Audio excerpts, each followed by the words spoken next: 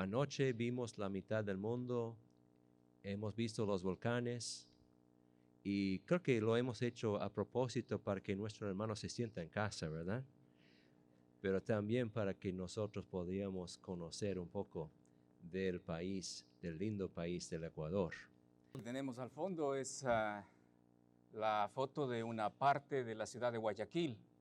Nosotros ya la conocemos como el Malecón, en Argentina le conocen como la Costanera.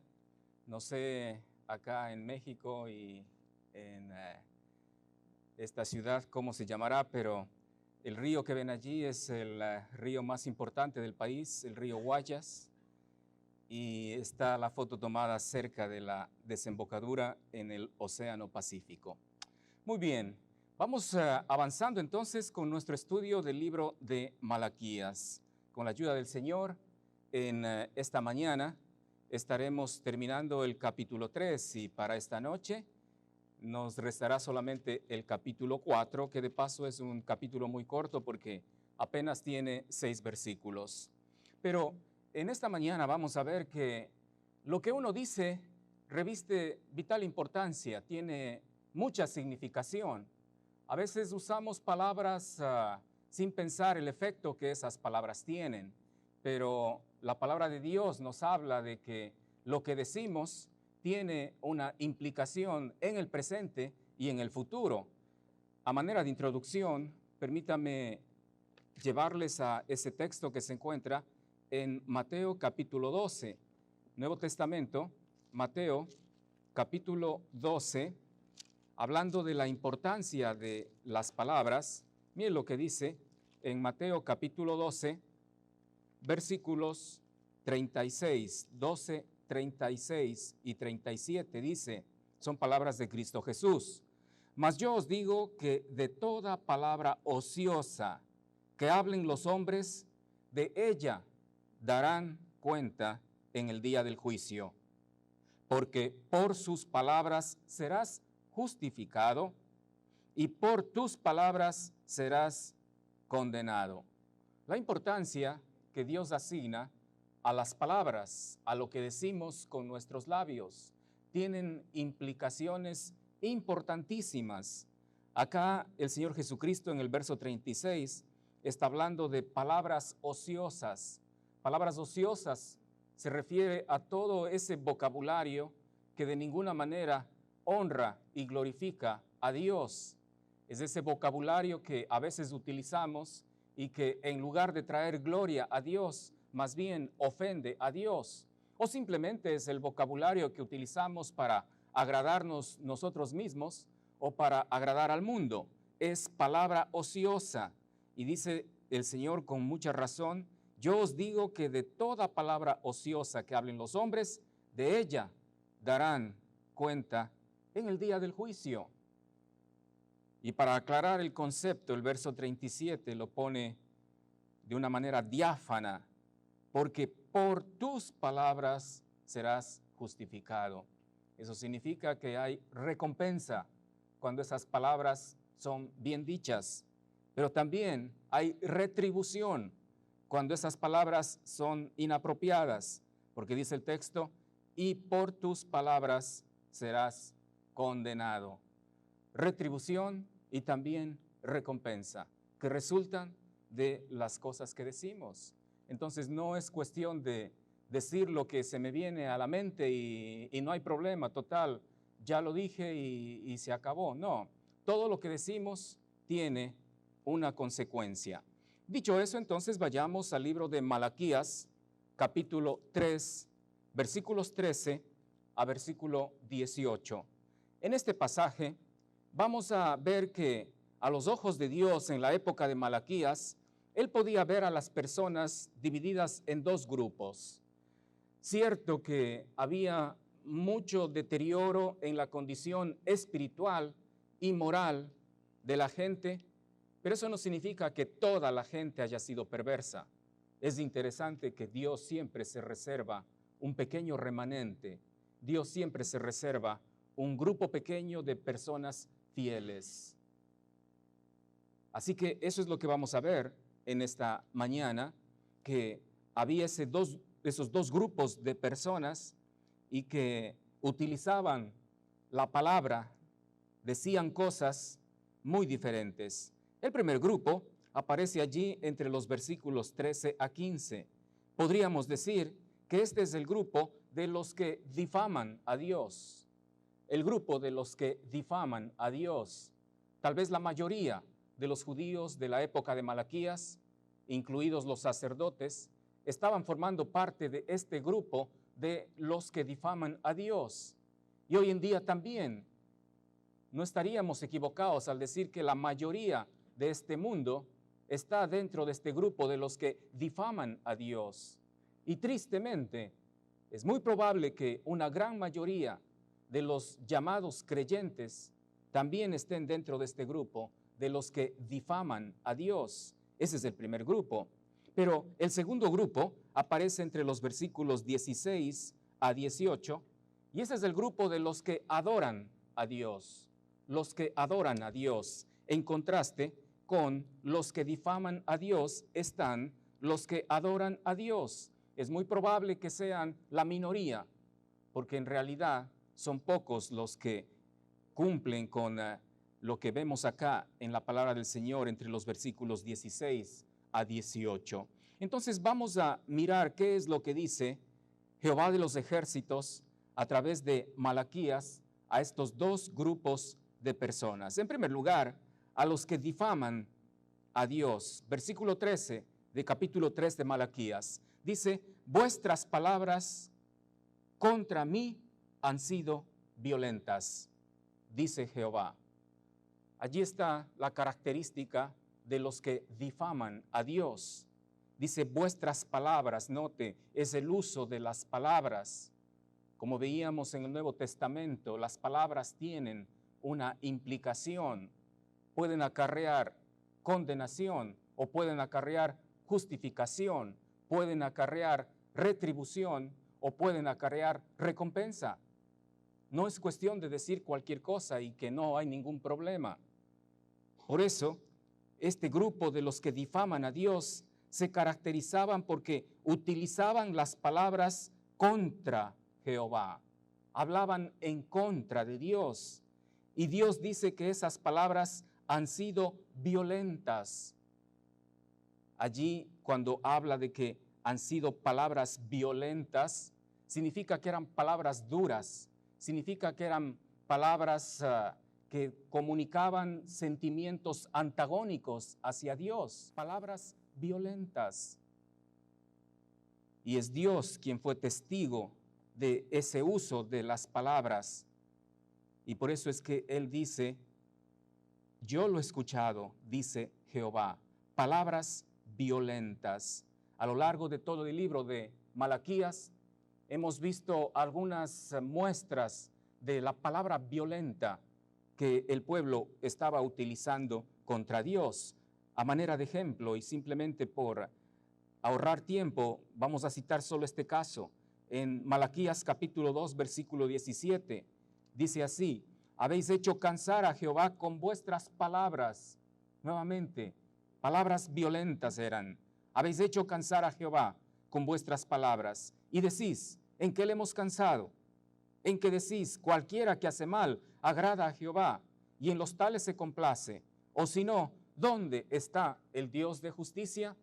Esas son las palabras violentas, las palabras duras, de las cuales Dios ahora está reclamando a este grupo de personas que difaman contra Él.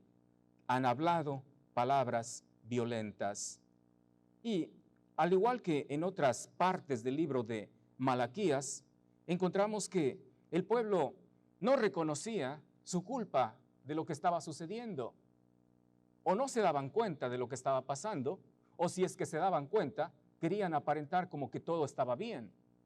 Y por eso es que al final del versículo 13, la reacción del pueblo es, ¿qué hemos hablado contra ti?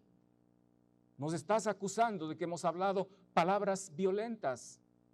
Pero, ¿de qué palabras violentas estás hablando? Quizá diría el pueblo. ¿Qué hemos hablado contra ti? Entonces Dios, como ya ha acontecido en otros pasajes de Malaquías, se va a encargar de mostrar con mucha claridad a qué es lo que él se refiere cuando dice que el pueblo ha hablado palabras violentas contra él. Y entre el versículo 14, habéis dicho, por demás es servir a Dios. Eso era parte de las palabras violentas que el pueblo estaba hablando en contra de Dios. Es por demás servir a Dios. Es como si hoy dijéramos, no vale la pena servir a Dios. No vale la pena seguir a Dios. No vale la pena honrar a Dios. No vale la pena obedecer la palabra de Dios. No vale la pena esforzarnos por vivir en santidad. Total, los que viven impíamente están mejor que nosotros. Entonces, ¿qué sentido tiene honrar y seguir y ser un discípulo de Cristo Jesús? Por demás es servir a Dios. Esas son las palabras violentas que el pueblo estaba utilizando en contra de Dios. Pero no solamente eso. Mire lo que dice después. ¿Qué aprovecha que guardemos su ley y que andemos afligidos en presencia de Jehová de los ejércitos? Una vez más, las palabras violentas del pueblo tenían que ver con un profundo sentido de ver que no tiene ningún valor el guardar la palabra de Dios, guardar la ley. No tiene ningún valor el andar afligido en la presencia de Jehová de los ejércitos, dice. Cuando habla acá de andar afligido en la presencia de Jehová de los ejércitos, está hablando de esa actitud de humillación que los judíos tenían ante la presencia de Dios. Cuando ellos, reconociendo su pecado y reconociendo la grandeza de Dios, se humillaban y tal vez se vestían de saco y cilicio, casi comparable a la actitud cuando alguien muere. Entonces ellos decían, no tiene sentido humillarse delante de Dios, no tiene sentido seguir a Dios, no tiene sentido guardar los mandamientos de Dios, es por demás servir a Dios. Y cuando Dios escuchaba esos comentarios, Dios las catalogaba esas palabras como palabras violentas. Ahora, mirando en conjunto la actitud de este grupo de los que difaman a Dios, vamos a notar muy fácilmente que no es que levantaban la voz y hablando hacia el cielo decían todas estas palabras que aparecen aquí. Probablemente no lo hacían, pero entre ellos, en la conversación que tenían, entre los que estaban juntos, tal vez el tema de conversación giraba alrededor de este asunto. Por demás de servir a Dios. ¿No estás cansado tú de servir a Dios? Sí, yo estoy cansado de servir a Dios. Yo no sé ya qué voy a hacer para librarme de servir a este Dios. Porque mira, estoy sirviéndole a Dios y no tengo dinero para mantener a mi familia. Estoy sirviéndole a Dios y me hace falta salud. Estoy sirviéndole a Dios y no me siento satisfecho. La verdad que no sé hasta cuándo voy a soportar seguir sirviendo a Dios. Y algunos decían, ¿qué sentido tiene de estar sometidos a la ley y con todos los preceptos y con todas las reglas y las obligaciones y los diezmos y los sacrificios y todo lo que tenemos que hacer? ¿Qué sentido tiene esto? Nos están coartando nuestra libertad. Ya no soportamos más esta forma de vida. Así es como se conducían. No estaban insultando a Dios abiertamente. Estaban entre ellos comentando y hablando de lo cansados que estaban de servir a Dios, de ver que servir a Dios no les llevaba a ningún buen fin. Por supuesto que ellos lo filtraban todo por el lado material. Para ellos la prosperidad era el indicativo de si están bien o si están mal. Para ellos la prosperidad era la forma de ver si Dios en realidad se agrada con ellos o no se agrada con ellos. Y por supuesto, a causa de su pecado, a causa de su maldad, a causa de todas las desviaciones que Malaquías ya ha notado en su libro, ellos estaban muy lejos de Dios, pero aún así esperaban que Dios les premie. Y por supuesto, como no había el premio de parte de Dios, entonces empezaron a resentirse contra Dios. No tiene sentido servir a Dios, no tiene sentido obedecer sus mandamientos, no tiene sentido humillarse delante de Él.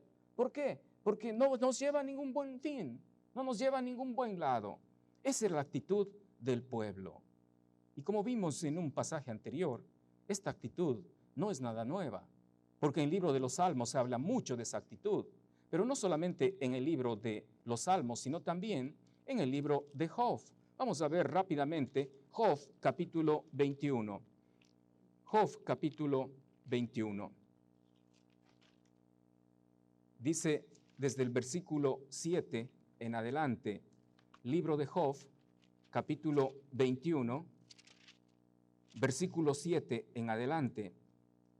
¿Por qué viven los impíos y se envejecen y aún crecen en riquezas? Su descendencia se robustece a su vista y sus renuevos están delante de sus ojos. Sus casas están a salvo de temor, ni viene azote de Dios sobre ellos. Sus toros engendran y no fallan, paren sus vacas y no malogran su cría. Salen sus pequeñuelos como manada y sus hijos andan saltando.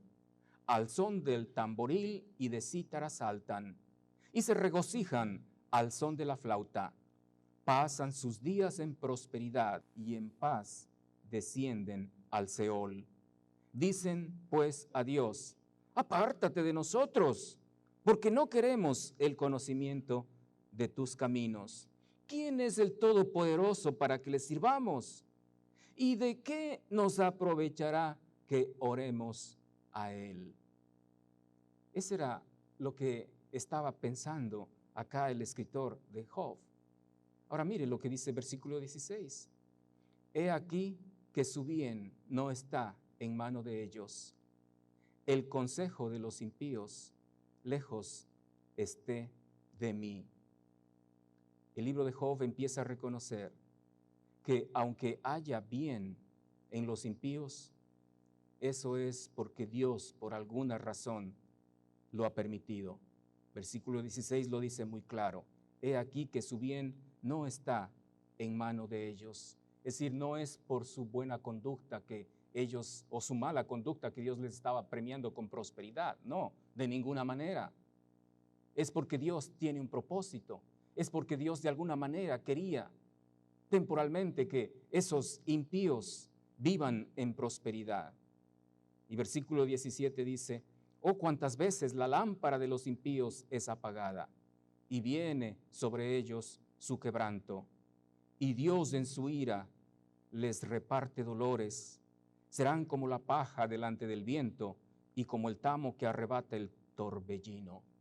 Es decir que el cuadro se clarifica cuando se lo mira desde la perspectiva eterna, cuando se lo mira desde la perspectiva divina. Y ahí las cosas cambian.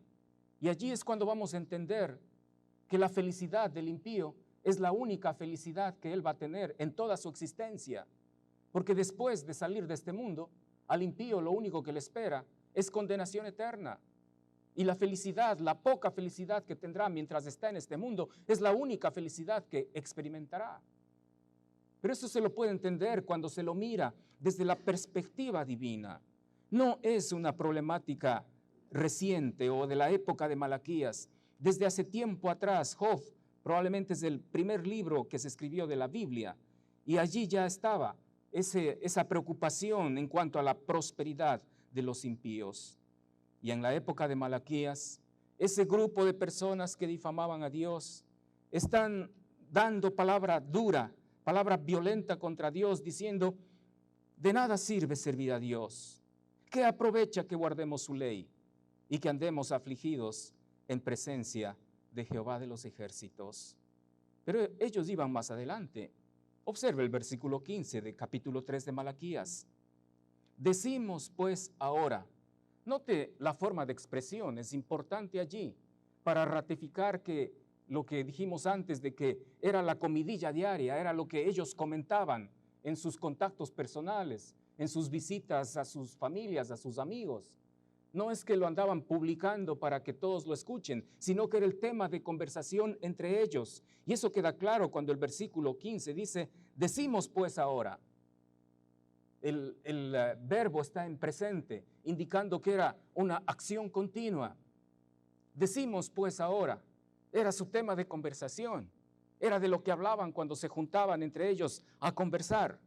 Decimos pues ahora, bienaventurados son los soberbios. Fíjese qué atrevimiento. Bienaventurados significa muy dichosos, muy felices. En extremo felices significa bienaventurados.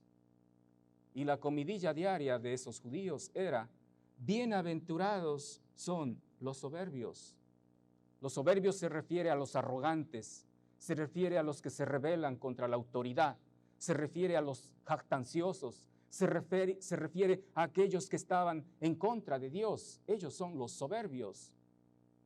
Y en la comidilla diaria, los judíos, su tema de conversación era, ellos son los bienaventurados, nosotros somos los desdichados, nosotros que seguimos a Dios, nosotros que nos esforzamos por obedecer los mandamientos de Dios, nosotros que estamos tratando de humillarnos delante de Dios, nosotros somos los desafortunados, nosotros somos los desdichados, los bienaventurados, los felices, son los impíos, son los soberbios, son los que se rebelan contra Dios. Así es como hablaban. Bienaventurados son los soberbios. Y los que hacen impiedad no solo son prosperados, sino que tentaron a Dios y escaparon. Note cómo iban al extremo de cuestionar la justicia de Dios. Eso es lo que está diciendo. Bienaventurados los soberbios, los que hacen impiedad, no solo son prosperados. Es decir, Dios no solamente les premia por su maldad, sino que encima de eso, Dios se deja pisotear de ellos, es lo que está diciendo. Tentaron a Dios y escaparon. Me llama mucho la atención esa forma de expresión de que tentaron a Dios y escaparon. Tentar a Dios, cuando a un judío se le hablaba de tentar a Dios, la mente del judío inmediatamente iba a ese incidente que está relatado en Números, capítulos 13 y capítulo 14, cuando el pueblo de Israel en su marcha a la tierra prometida llega a las puertas mismo, por decirlo así, de la tierra prometida, Cades Barnea, y allí Dios pide a Moisés que tome un representante de cada una de las 12 tribus y que vayan a reconocer la tierra prometida durante 40 días. Y esos 2 espías van a reconocer la tierra prometida. Y después de 40 días regresan con el reporte de lo que habían visto. Y 10 de ellos dijeron, sí, es tierra buena, es tierra que fluye leche y miel. Inclusive aquí está la muestra de lo que la tierra produce. Y traían un tremendo racimo de uvas, que era tan grande que se necesitaba de 2 personas para llevarlo. Aquí está un ejemplo del producto, pero allí están los gigantes, pero allí están los hijos de Anac, raza de gigantes, y nosotros parecíamos como langostas al lado de ellos. Estos 10 espías tenían el complejo de la langosta, se sentían como langostas al lado de los gigantes. Cierto que había gigantes, pero los judíos no eran chaparritos, digamos. Pero viendo a los gigantes, ellos se sentían como langostas. Y la conclusión a la que llegaron es, no podemos entrar a la tierra, porque allí están los gigantes y nos van a devorar, nos van a pisotear, nos van a aplastar sobre la planta de sus pies como si fuéramos langostas. No podemos ir allá. Y desanimaron al pueblo y se perdieron la bendición que Dios había preparado para ellos. ¿Acaso Dios no sabía que allí en Canaán había gigantes? Por supuesto que Dios sabía, pero aún así era la tierra que Él había prometido a su pueblo. Y si el pueblo hubiera tomado a Dios en serio en la promesa que había hecho, el pueblo debía haber dicho, cierto que ahí hay gigantes, pero Dios está con nosotros y nosotros podremos más que esos gigantes, porque esa tierra nos ha prometido Dios. Y solamente 2 de los espías, Josué y Caleb, ellos dijeron, vayamos, poseamos la tierra, porque Dios está con nosotros. Nosotros vamos a arrojar a todos ellos, no importa que sean gigantes, no importa que su estatura sea alrededor de 3 metros. Nosotros tenemos a Dios y Dios nos ha prometido esa tierra. vamos y conquistémosla, porque Dios nos la ha dado ya, es nuestra, solamente tenemos que ir y tomarla. ¿Pero qué hizo el pueblo? Y allí viene la manera como el pueblo tentó a Jehová. Dice la palabra de Dios que el pueblo se puso a llorar amargamente toda la noche. Y cansados de llorar, al día siguiente estaban hablando entre ellos de nombrar líderes para regresarse a Egipto. ¡Qué triste! Preferían los ajos y las cebollas que tenían en Egipto, en la esclavitud. Y estaban despreciando la buena tierra, la tierra que fluye leche y miel, que Dios les había prometido, bajo el pretexto de que allí había gigantes. Tentaron a Dios. Y cuando alguien tenta a Dios, Dios va a reaccionar con justa indignación. Y usted sabe lo que sucedió a raíz de eso.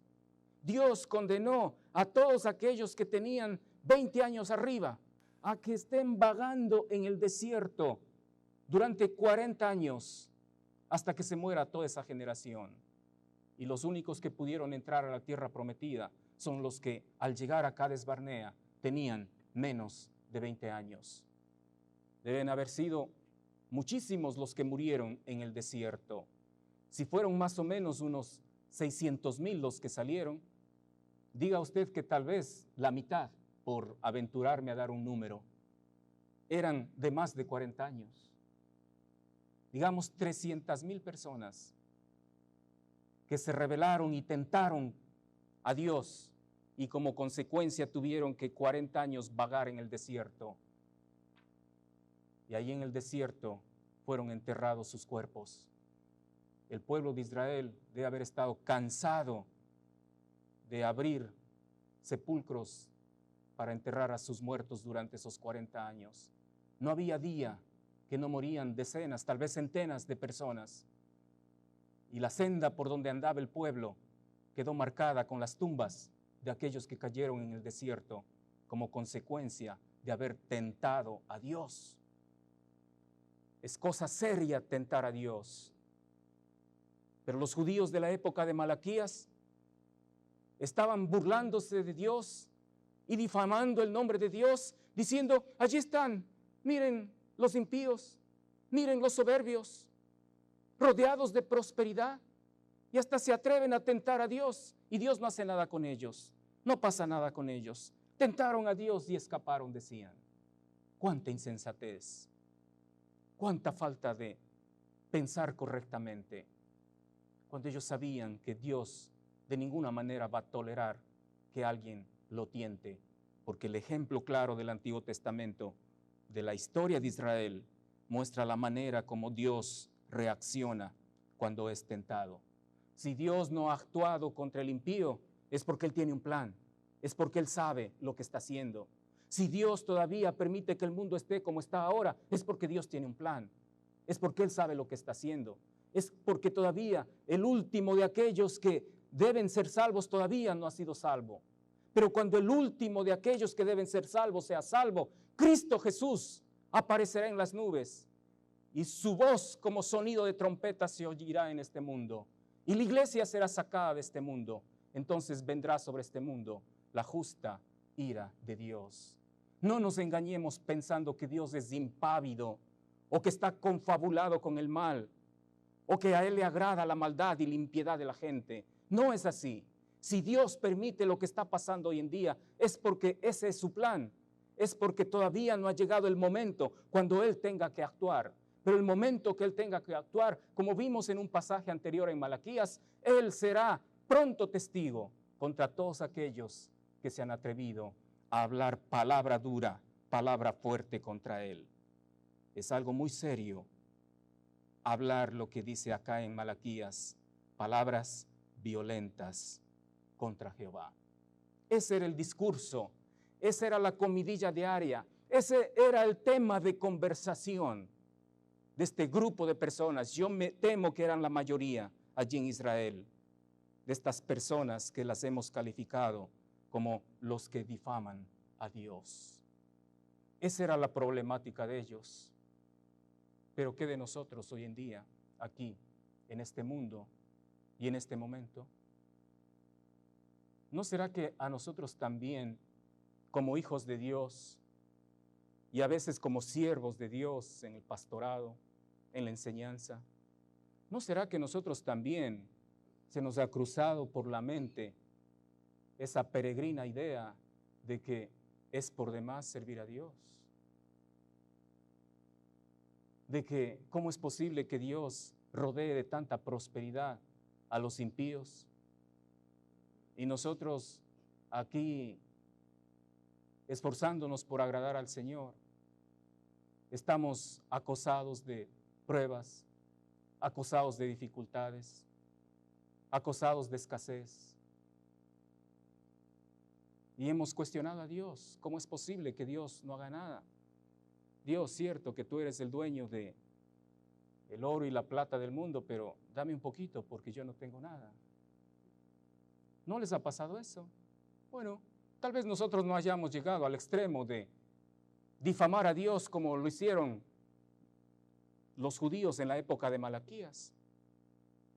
Pero hemos estado muy cerca cuando hemos pensado que tal vez nos sirve o es por demás servir a Dios. Para vergüenza mía, yo digo que un poco sucedió eso en nuestro ministerio. En el año 2000, justamente en el mes de mayo, nosotros sufrimos un terrible asalto allí en la oficina. Los asaltantes armados entraron con engaños a nuestra oficina después de las horas de trabajo. Allí había un grupo pequeño de personas. Los ataron de pies y manos, pusieron cinta adhesiva en la boca, los acostaron debajo de una mesa y se llevaron absolutamente todo lo de valor que existía en nuestras oficinas. Computadoras, dinero, equipo de grabación, todo lo que tenía algún valor se lo llevaron. Inclusive 2 carros que estaban estacionados afuera de las oficinas, se los llevaron allí, cargaron todo el botín. Nos dejaron sin nada. Era como si hubiera pasado un huracán por la oficina. Quedamos pero sin nada. Y cuando yo me enteré de eso, gracias a Dios yo no estuve allí ese momento, porque si no, a mí también me hubieran dado como a bombo en fiesta, como hicieron con nuestros colegas de ministerio. Pero yo cuando me enteré de eso, ¿sabe? Lo que pensé es, Señor, ¿cómo es posible? Estamos tratando de agradarte, estamos tratando de servirte, estamos tratando de hacer lo mejor para ti, y es esta la manera como nos pagas. Pero gracias a Dios que fue solamente por unos instantes que Satanás puso esa forma de pensar en mi mente. Porque después dije, no, si esto pasó, es porque Dios debe tener algo entre manos. Él no se equivoca. En medio de la tragedia hay grandes bendiciones, porque los asaltantes pudieron haber disparado contra algunas de las personas que estaban allí. Eran armados, estaban armados, pero no lo hicieron. Aparte de golpearlos tremendamente, no los mataron. Y esa es una bendición. ¿Qué es más importante que la vida? ¿Qué importa el edificio, los equipos, todo? Que se lleven, pero que dejen la vida intacta. Eso es lo que cuenta. Pero tenía que haber un propósito. Y muy pronto empezamos a ver el propósito de Dios. Nosotros habíamos estado orando al Señor para que nos diera un equipo de grabación de mejor calidad. Nuestro equipo de grabación en esa época tenía como 6 años, 5 o 6 años de uso. Era un equipo analógico, antiguo. Todavía usábamos las cintas grandes para grabar, cosa que ya estaba fuera de uso. Pero hasta el momento el Señor no se manifestaba dándonos nuevo equipo. Y total, vienen los asaltantes y se llevan todo. Cuando se supo del problema, de lo que nos había pasado, Dios se movió de una manera como nunca antes yo le he visto. Y el monto del asalto por ahí ascendió a más o menos $60,000. Eso es lo que se llevaron. Y sabe que después que el pueblo de Dios se enteró lo que nos había pasado, el pueblo de Dios se movió para ofrendar, para reponer el equipo, y en más o menos un mes se levantó como $120,000 para reponer el equipo. Era muy gracioso porque cuando vinieron los técnicos para instalar el nuevo equipo, hermoso, digitalizado, computarizado, la última palabra en equipos de grabación. Ellos entraron al lugar donde hacemos las grabaciones, miraron todo cómo estaba allí y nos dijeron a nosotros, qué buen trabajo que hicieron ustedes quitando todo el equipo viejo y dejando los cables para que nosotros solamente vamos y conectamos los equipos. Y yo estaba pensando, pero si nosotros no trabajamos en nada de eso, fueron los asaltantes los que lo hicieron. Se llevaron basura para que Dios nos traiga lo mejor. Nuestras computadoras eran muy antiguas, se llevaron todas, como 7 u 8 computadoras. Y el Señor nos proveyó computadoras modernas. Y todo bien, hasta la central telefónica se llevaron. Y el Señor nos proveyó de buenos teléfonos. Es decir, Dios sabe lo que hace. No pensemos que porque estamos atravesando por una prueba, por una dificultad, por una situación difícil, no, es que no pudimos atrapar a los asaltantes, entonces Dios es injusto para que nos devuelvan la basura que teníamos. No, Dios sabe lo que está haciendo. Entonces no debemos jamás pensar como este grupo de los que difaman a Dios, que Dios es injusto. Pero dejemos a ese grupo en paz por ahora, porque es tiempo de ver al otro grupo. El otro grupo aparece allí en los versículos 16 a 18. Este es el grupo de los que adoran a Jehová. Mientras los otros estaban en la comidilla diaria de ofender a Dios con sus comentarios, con sus palabras duras, versículo 16 dice, entonces los que temían a Jehová hablaron cada uno a su compañero. Fíjese, ellos también están en la comidilla diaria, pero su tema de conversación era totalmente diferente. Ellos eran los que temían a Jehová, hablando cada uno a su compañero. Era en la conversación personal, en la reunión de amigos. Allí el tema de conversación era Jehová, eran las cosas de Dios, era la voluntad de Dios, era la benevolencia de Dios, eran las bendiciones de Dios. Hablaron cada uno a su compañero. ¿Quiénes? Los que temían a Jehová. Y mire qué hermoso lo que dice después. Y Jehová escuchó y oyó. Eso quiere decir que Jehová estaba muy atento a la conversación que ellos tenían entre ellos. Así como estuvo atento a la conversación de los que difamaban a Dios, y Dios no estuvo ausente de lo que ellos hablaban, Dios también está atento a lo que este grupo de los que adoran a Dios estaban hablando, porque dice que Jehová escuchó y oyó. Eso quiere decir que Él estaba allí presente y que esas palabras que ellos estaban hablando llegaban muy profundo al corazón de Dios. Escuchó y oyó. Quiere decir que llegaba a lo profundo del corazón. Quiere decir que tocaba fibras íntimas de la persona de Dios. Y luego dice algo tan hermoso. Y fue escrito libro de memoria delante de Él para los que temen a Jehová y para los que piensan en su nombre. ¡Qué hermoso! El libro de memoria. No olvide que Malaquías se está escribiendo en una época en la cual estaba muy de moda el reino babilónico, el reino medo-persa. Los poderosos allí registraban los eventos importantes en un libro de memoria. Recuerda en el libro de Esther con Mardoqueo, cuando él escuchó a esos 2 conspiradores en contra del rey y fue y los denunció y se investigó el asunto y se comprobó que en realidad eso estaba pasando y se escribió en el libro de memoria ese acto heroico de Mardoqueo. Tiempo después, en algún momento el rey perdió el sueño y dice, para entretenerme en algo, tráiganme el libro de memoria. Y le trajeron el libro de memoria. Y allí él pudo leer que Mardoqueo hizo un gran favor al rey al denunciar a estos conspiradores.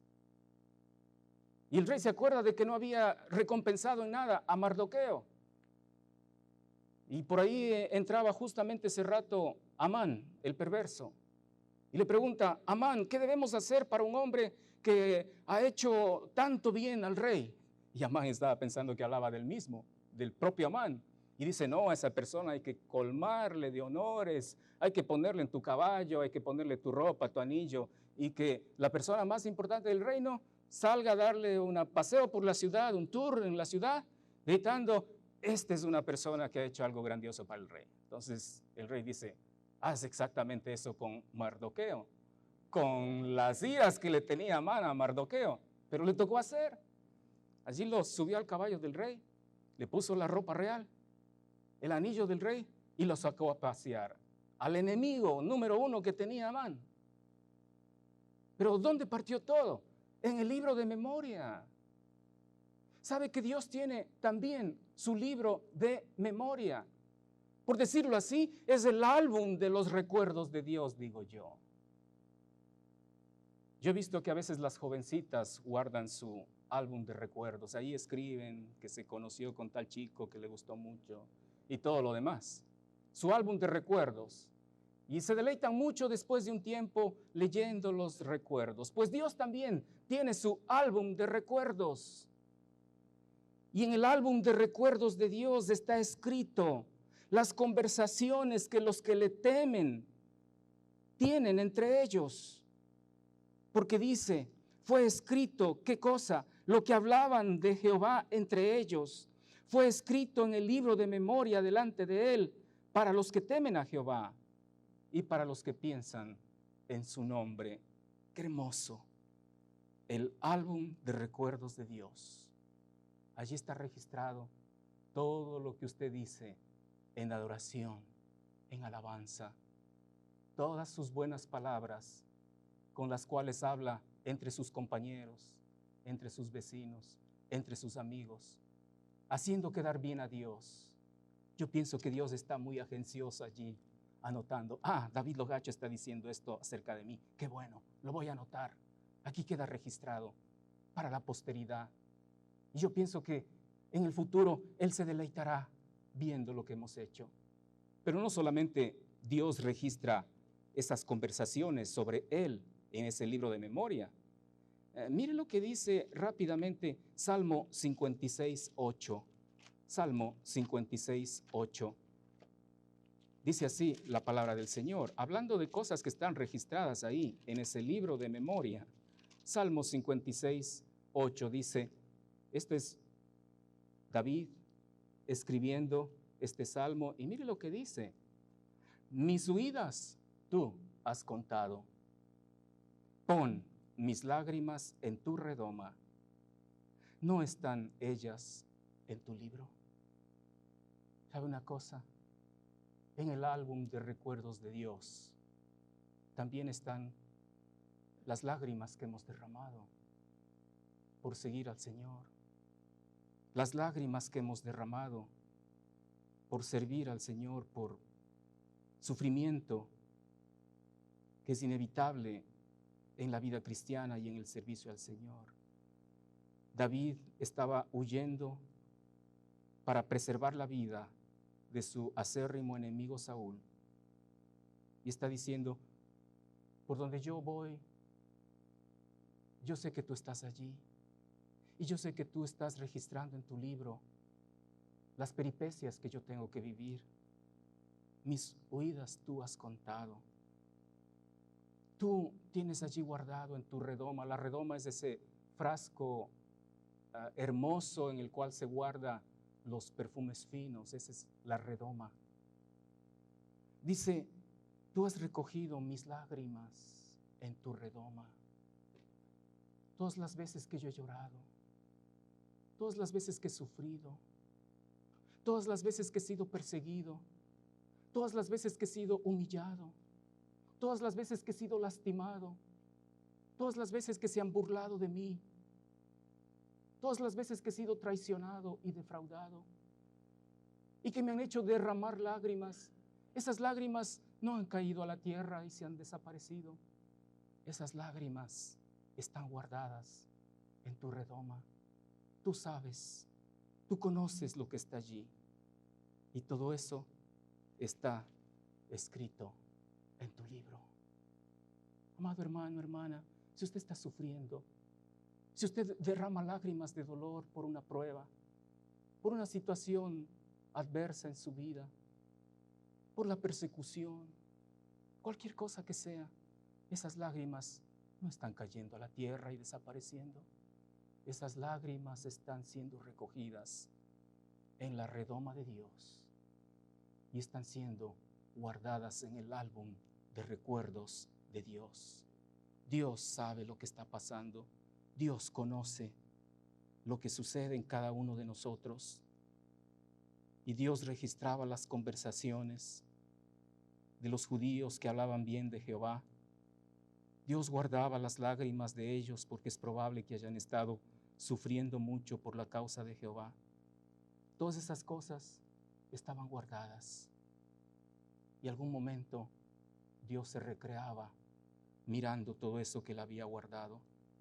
Versículo 17 dice, y serán para mí especial tesoro. Puede ser que se refiera al álbum de recuerdos, o puede ser que se refiera a la gente que adoraba a Jehová. Las dos posibilidades son igualmente válidas. Pero de cualquier manera, dice Dios, serán para mí. Propiedad personal mía, eso quiere decir. Serán para mí. Son mi pueblo. Son mis recuerdos. Es mi libro. Eso es algo tan mío, tan precioso. Serán para mí. Y como si eso no fuera suficiente, dice, yo los consideraré como un especial tesoro. No solamente como un tesoro. Los tesoros son hermosos.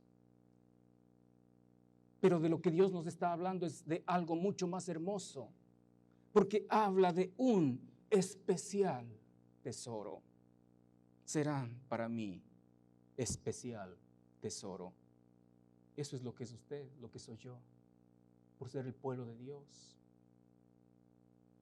Serán para mí especial tesoro, ha dicho Jehová de los ejércitos, en el día que yo actúe, y los perdonaré como el hombre que perdona a su hijo que le sirve. Note, yo veo acá que este grupo de adoradores antes engrosaban las filas de los que difamaban a Dios, pero Dios hizo una obra en ellos. Por eso es que habla allí de perdón, y los perdonaré como el hombre que perdona a su hijo. A veces puede ser que nos desviemos mucho del camino correcto, pero siempre hay una oportunidad de regresar. Siempre está abierta la puerta para volver al lugar del cual nos desviamos. Y esta gente, estos judíos, tal vez se desviaron bastante de Dios, pero regresaron a la invitación de Dios. Y dice Dios, yo los perdonaré como el hombre que perdona a su hijo que le sirve. Es inevitable para mí pensar en la parábola del hijo pródigo cuando leo estas palabras acá en Malaquías 3:17. Porque el hijo pródigo también, dejando el palacio allí de su padre, se aventuró a ir a la provincia lejana. Y allí en la provincia lejana desperdició toda la herencia que había recibido. Y cuando ya no le quedaba nada, fue y se arrimó a un hacendado. Y este hacendado tenía cerdos. Y el hijo pródigo fue enviado a cuidar esos cerdos. Y dice la parábola que el hijo pródigo quería alimentarse de las algarrobas que comían los cerdos, pero ni aún eso le daban. Y estando allí en medio de los cerdos, dice que el hijo pródigo volvió en sí y empezó a pensar y dijo, ¿cómo es posible que yo esté aquí entre los cerdos cuando en la casa de mi padre aún el siervo de menor categoría tiene un mejor estilo de vida que el mío? No, me levantaré, iré a mi padre y le diré, Padre, perdóname, he pecado contra el cielo, contra ti, ya no soy digno de llamarme tu hijo, recíbeme como a uno de tus jornaleros. Escribió el discurso que iba a darle al padre. Hasta yo pienso que lo tenía por escrito, bien guardadito allí, en su saco olor a cerdo. Estaba listo para ir a la casa del Padre, sacar su discurso y leer al Padre. Recíbeme como a uno de tus jornaleros. Y va camino a la casa del Padre. Y qué sorpresa, encuentra que el Padre estaba en la puerta, fuera de la casa, escrutando el horizonte, a ver si tal vez llegaba su hijo. Era algo que lo hacía todos los días. El Padre estaba desesperado por su hijo. Y el hijo se acerca con toda la suciedad de estar en medio de los cerdos, con su vestido totalmente destruido por el estilo de vida que llevaba. Y allí empieza el discurso. Pero qué interesante, que ni bien comienza a hablar su discurso, el Padre se abalanza a él y lo abraza. Y dice, vamos a vestir a este hijo con el mejor vestido. Vamos a ponerle el anillo, vamos a poner calzado en sus pies. No le dejó terminar el discurso y lo recibió en su casa y lo perdonó. E hizo fiesta y mató al becerro gordo para celebrar la venida de su hijo, porque este mi hijo muerto era, mas ha resucitado. ¿Sabe? No importa cuán profundo hemos caído, no importa cuán desleales hemos sido a nuestro Dios, no importa cuánto nos hayamos desviado del camino, no importa que como el hijo pródigo estemos en medio de los cerdos, siempre está abierta la puerta para regresar al hogar celestial, al hogar del Padre. Y el Padre está allí con los brazos abiertos para recibirnos. Por eso dice, los perdonaré como el hombre que perdona a su hijo que le sirve. Ellos son el pueblo que adora a Dios. Y termina con el versículo 18 diciendo, entonces os volveréis y discerniréis la diferencia entre el justo y el malo, entre el que sirve a Dios y el que no le sirve. Aquellos que estaban tan lejos de Dios se volvieron, pero ya como personas diferentes, personas que tenían la capacidad de reconocer cuán santo es Dios y cuán pecadores son ellos, porque dice que discernirán la diferencia entre el justo y el malo, entre el que sirve a Dios y el que no le sirve. Amado hermano, hermana, ¿cómo está su vida? ¿Con qué grupo se identifica usted? ¿Con aquellos que difaman a Dios o con aquellos que adoran a Dios? Puede ser que hasta este momento usted se identifique mucho con los que difaman a Dios, pero esta es la oportunidad que Dios le está dando para que usted se reconcilie con Dios, y en Dios encontrará el perdón, el mismo perdón que ese padre dio al hijo pródigo. Dios está dispuesto a perdonarle.